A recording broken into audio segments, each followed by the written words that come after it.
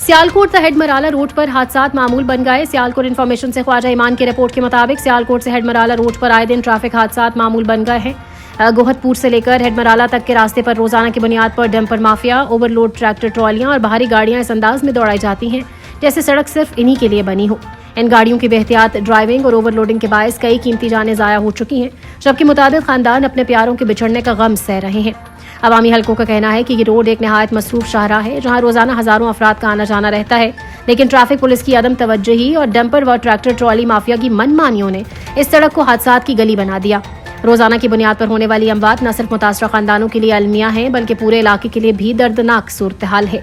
अवाम ने DSP traffic से मुतालबा किया है कि गोदपुर से हेडमराला तक ट्रैफिक पुलिस के एहलकारों को मुस्तकिल बुनियादों पर तैनात किया जाए ताकि भारी गाड़ियों की निगरानी की जा सके और रोड पर सफर करने वाले आम शहरियों की जानें महफूज रह सकें।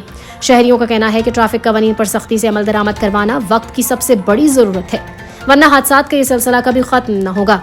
इसके साथ साथ ये भी नोट किया गया है कि ट्रैक्टर ट्रॉलियां और डंपर वाले माल बर्दारी के लिए मुकर्रर करदा हद से कई गुना ज्यादा सामान भरकर सड़कों पर दौड़ाते हैं, जिससे न सिर्फ हादसात में इजाफा हो रहा है बल्कि सड़क भी कबल वक्त टूट फूट का शिकार हो रही है।